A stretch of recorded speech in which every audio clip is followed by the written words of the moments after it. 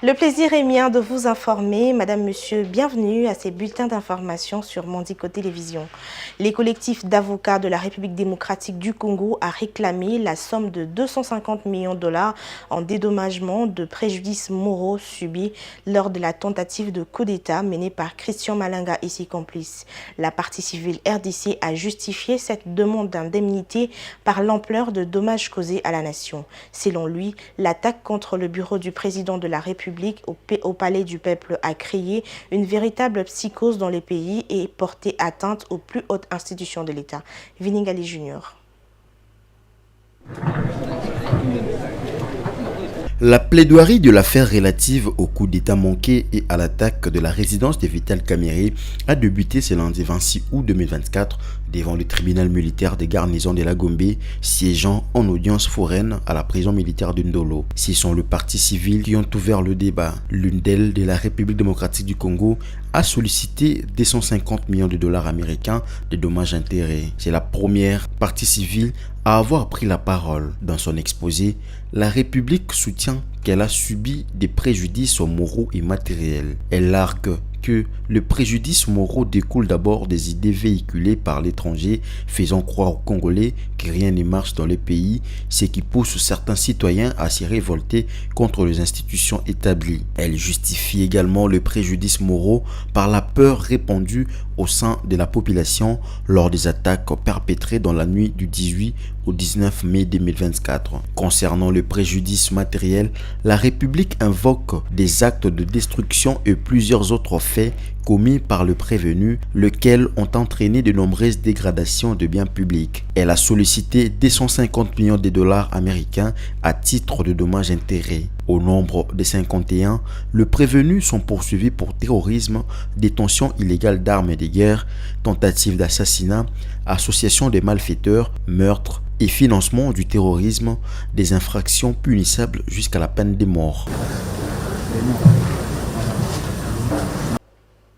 Parlons sécurité dans ce bulletin. Les affrontements entre l'armée congolaise et les rebelles du M23 s'y sont intensifiés, notamment autour de l'axe Kironko, dans les territoires de Massissi, près des Bougouri, ainsi qu'à Kikuvo. La montée des violences suscite une inquiétude particulière le long de l'axe Matembe-Kirumba, situé à environ une centaine de kilomètres de Goma. Merveille Loabéa.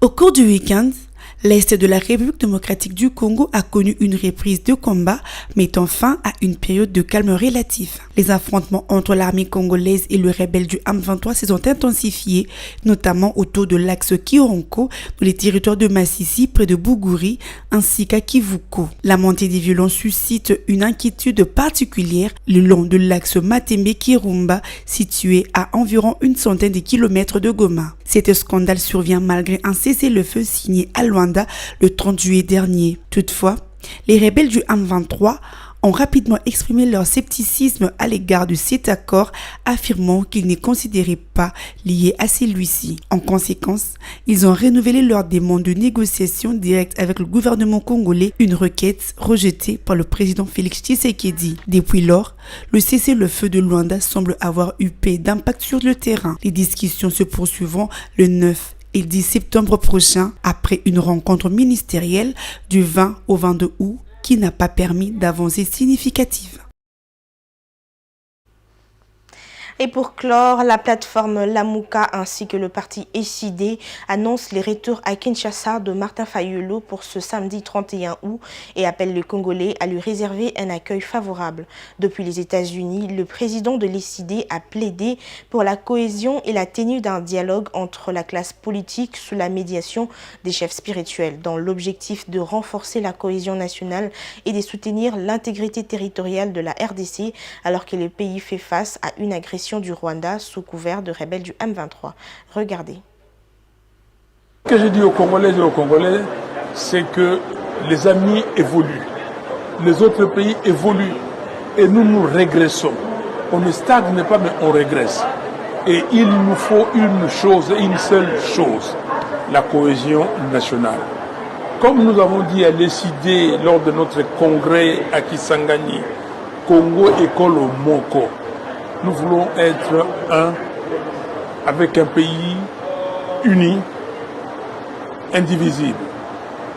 Et c'est ça le message que je ramène.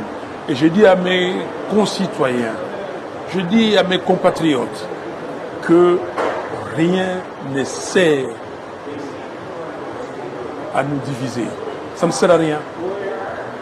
Ceux qui ont le pouvoir doivent savoir que le pouvoir appartient au peuple. C'est le peuple qui donne le pouvoir. Même si eux, ils ont usurpé le pouvoir, ils doivent savoir exactement ce qu'ils sont. Et aujourd'hui, la solution est la seule. C'est qu'on se mette autour d'une table, nous tous, parties prenantes, autour de nos chefs spirituels. Les chefs spirituels ont montré qu'ils sont prêts à nous recevoir. Et pour qu'on parle du Congo, qu'on parle de la cohésion nationale, qu'on parle de l'intégrité territoriale de notre pays. Nous sommes attaqués par le Rwanda. Il y a des pays qui sont contre nous.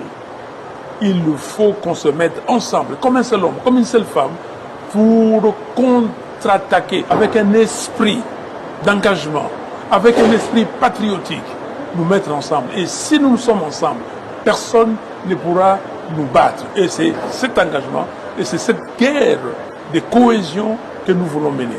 Et deuxièmement, nous devons nous dire que le pouvoir, c'est le peuple qui le donne. Et comment accéder au pouvoir et demain avoir des institutions légitimes. Parce que aujourd'hui, nos institutions ne sont pas légitimes.